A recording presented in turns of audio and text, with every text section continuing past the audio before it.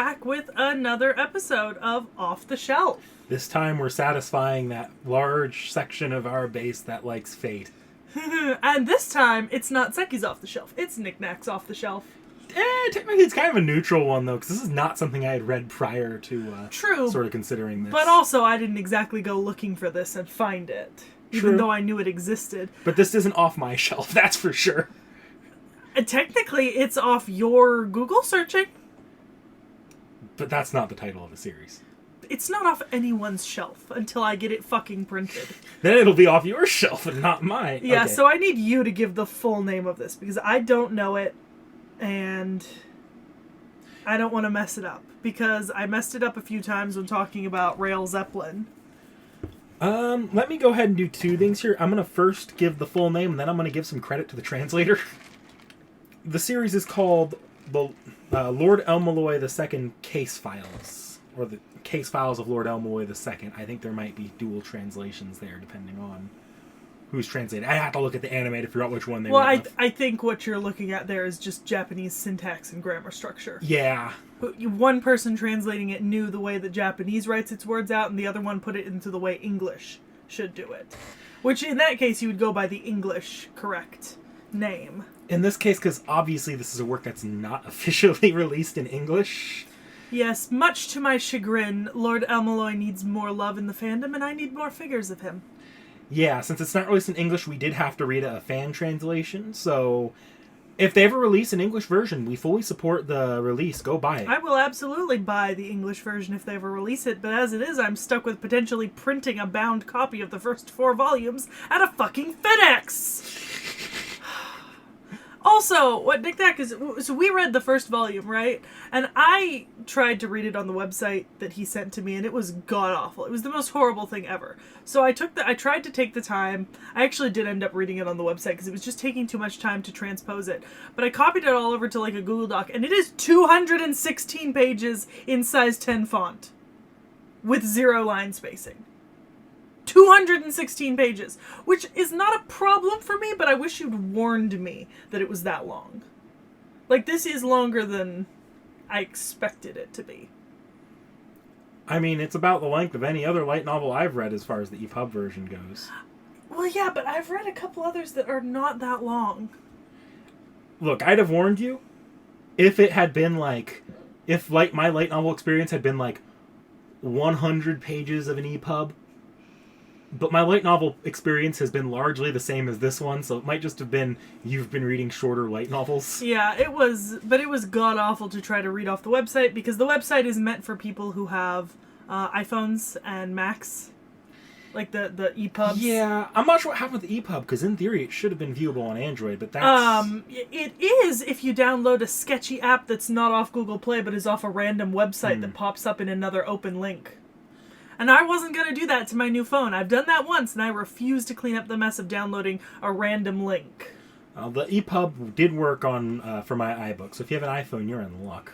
It did not work on Google accounts. In fact, I tried to open it as a Google book, right? Because I have Google Books, and it said, your account does not have internet permission to access this site. Yeah. So it wouldn't let me open any of the EPUBs as a Google book. Well, this is the translation by Twilight's Call on the Nerdvixture forums. I'm sorry if you're... They named it after the most stupid name in the series, so I'm not even going to try pronouncing that. Sorry. But basically, this was more reason for us to simp over El-Melloi. Yes. That's what this was. I fucking... Because I mentioned to Knickknack that I would absolutely read a book series based off Rail Zeppelin when we watched Rail Zeppelin, because that was my best of season, and it's one of like my top 10 anime ever now. And he was like, there's one, but it's not in English. And I was like, fuck, that's unfortunate. And I found the translation. Unfortunately, it's only translated through book 4, so past book 4, we're not going to read these for now. 4.5. For now. Yeah. And we did find the manga of it as well, so... Yeah, the manga's only... shorter. The manga really is only covering this first book, though, as far as where it's translated. Yeah. Yeah. So this time it covers a storyline called I think it's the Audra Castle storyline about where El-Melloi, along with many other people, is trying to pick up an inheritance. It reminded me of the arc in Rail Zeppelin where they went to that. Yeah, and I have a feeling that was intentional on Rail Zeppelin's part when they were making the anime original stuff. Yeah, so Rail Zeppelin has an arc where they go to this estate and like shit's going down and a bunch of people are gathered at this estate, and this was very similar. Of the people gathered, though, there was your favorite character apparently in there. Yeah, I noticed. Forklift Lady's back. Or this is technically where they first meet. Yes, my lovely Lady Karnak. Second only to Lord El-Melloi in my heart. I mean, I want like a figure of her, but you know. I'm sure one exists. She's a pretty old Fate character. I'm sure one exists, but it would be hard to find. I bet I could find one. Yeah, but would you find it for an appropriate price? I have zero idea. Exactly. Anyways, so you gave me Bible fan fiction to read, Knick Knack. Okay, did you take a look at the manga at all? At some of the imagery they used? I didn't, but I was really... so I did click into the manga, but I didn't get very far into it because I didn't have time. So I found it fascinating. I did look at the charts that were provided in the light novel translation, which I actually found really interesting because I'm currently taking a few classes where I have to, like, study a little bit of, like, Bible and Christianity stuff to like really understand what we're doing in the classes, and I've never read like the Bible really, but I've studied different parts of it and stuff like that, like the original angels and stuff like that for other things. So for me, I was kind of looking at it, I was like, oh, I know those things. I know that thing there. I know that thing there. I love that, like, because if you, like, I only realized this more, I realized this more in the manga. They go off the actual classical interpretations of the angels and some of the later ones where they're more horrific than they are angelic.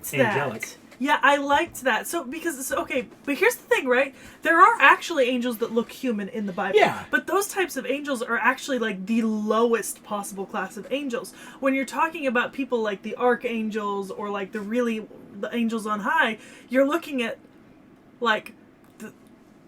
8 wings and 1,000 eyes made of rings of fire. That's what I do have to admit. I was a little bit disappointed that the angel, like all that, ended up just kind of being a red herring, anyways. I didn't mind because I liked what they were doing with like each one of them dying in the same way that like the angel that they were given was. But then I didn't like that at the end it just ended up to be like a weird farce for this dude who's like kind of undead. Yeah. Or whatever. It didn't make sense. Yeah, that's actually one of my biggest criticisms here, because I actually do have a fair number of criticisms of this. The biggest criticism I have is largely just in how hard it is to kind of keep track of all the characters at times. Just because it sort of has, you know, the Scooby-Doo problem where they introduce all these characters, and by the end they unmask the villain, and the villain is someone who you maybe saw twice. Yeah, Scooby-Doo, they introduce a lot of characters deliberately so that you'll be confused over how many there are to be the possible villain. They do that here too, yeah. And because normally, this is one of those things where any one of them, except for El-Melloi and Gray, obviously, because you're seeing this from El-Melloi and Gray, literally anyone else in this book could be doing what's happening. And then normally what Scooby-Doo does to try reining this in, or at least in some of the better episodes, is one of the people from the gang knows one of the characters that's more involved personally with the issue, and that person knows a bunch of the other people. Yeah. That's how Scooby-Doo normally handles this. Here, pretty much everyone in that castle was a stranger outside of knowing each other's reputations. Yeah, they're not, like, friends, and they don't know each other personally and that kind of thing, which honestly makes it a little confusing. Yeah. And I will say, the book itself is confusing to read, and I know that that's obviously because the translation isn't 100% accurate, and it can be a little stilted at times. Like, there are actually examples where the person who translated put like 2 lines of dialogue in one space, so they could say like, it's either this or this, but I'm not quite sure which, or here's like 2 different versions of what it could be saying. It's not a professional translation. You really can't fault the translator on that. Yeah, no, I don't mind. I'm just saying it's a little strange to read because of that. Yeah. So it makes it a little harder, even, than it would have normally been. But honestly, I think the translator did a pretty good job outside of that. Definitely. Yeah. I do have to say, like, as far as things I liked about it, though, one difference I found between this and the anime is Gray. Gray is treated a lot more like a Watson figure here than because in the anime, yes, you can tell that was sort of the intention. Well, yeah, but in the anime, she's very quiet. Yeah, And she doesn't do much. But here's the difference, right? The anime is not done from Gray's perspective. No. The anime is done from an outsider looking down at El-Melloi and Gray. But these books are almost primarily written from Gray's perspective, watching El-Melloi and then theorizing in her own mind. Because I think Gray in the anime has an issue some interpretations of Watson have, where Watson normally is the one there internally monologuing as Sherlock figures out the thing that you really can only figure out if you're high. Yeah. So when Watson's adapted, sometimes Watson ends up being a fairly bland figure unless you inject a lot of new characterization into him. Yeah, and so in the book you can really tell that we're seeing it from Gray's perspective, and Gray is kind of giving her own opinions in her own mind. She doesn't speak out very often explicitly, but she's always thinking, and you're seeing her thought process. And Gray thinking has a lot more sass than I remember from the anime. She is very sassy. Yeah, in the anime she's kind of bland. It's why I originally wasn't planning on keeping the figure I got of her accidentally, because she's quite bland. She doesn't have much personality at all. The most interesting part of her is that she has Rongo Minied. Yeah, and you just get the idea that she's just kind of following around El-Melloi like a duckling. Yeah, but here you get like some actual like what the fuck moments. Even El-Melloi is like she's even pretty harsh to El-Melloi. Like, this guy's actually kind of useless. Like, she just says that out loud in her head. Yeah. But she just doesn't say it out loud in person. I think so. That's one area I think the novels benefit from more than the anime or even the manga, in my opinion, because the manga doesn't quite keep that thing either. I liked it. I'm excited to read book 2, which has a PDF, thank God. It's the only one of the 4 that has a PDF. I'm real excited for book 2 for reasons I'm sure I will get into when we do book 2. Yeah, it's an interesting one of those things, you know? Mm-hmm. It's nice seeing a different perspective on essentially the anime, because this is pretty much all... This is just like other instances that would have been shown in the anime that weren't, basically. Yeah, they wanted to get to the point they were, but they wouldn't have if they adapted all the novels leading up to that point. Yeah, so I assume Rail Zeppelin's in one of the later... Yeah, the Rail Zeppelin arc itself is, but the rest of that outside of Rail Zeppelin was anime original. Yeah, but like I said, obviously that one was based off this one. Yeah, they definitely adapted some stuff here to... Yeah, and I liked that. I did. Mm-hmm. I could kind of read it through, and I was like, hey, there's quite a few similarities in here. I'm enjoying these similarities. They're fun. And honestly, more content of Lord El-Melloi is more content of Lord El-Melloi. I can't complain at all about getting more content. Mm-hmm. And I'm really excited to read the manga, so we'll probably talk about the manga as well next time along with Volume 2. Maybe. Because I don't think they need to be talked about separately, but I do intend to read the manga. Again, the manga's really... there's maybe 2 chapters into what Volume 2 is currently translated. I know, but we'll just talk about it. If you want to give it a look over and touch on it next time, sure, but I don't... it's not something we can necessarily read concurrently together. I'm aware. I know it's not concurrent, but I didn't have time to do it today, so I can't touch on it right now. But I do want to touch on it, because it exists and it's translated. Somewhat. As all things are. Somewhat. Fuck somewhat.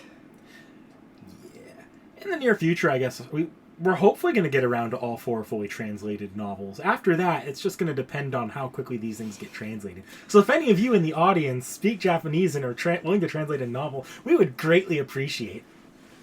To be fair, also, if you have a basic knowledge of Japanese and the story form and a Google Translate, you can fix most of the errors Google Translate makes on your own with logic.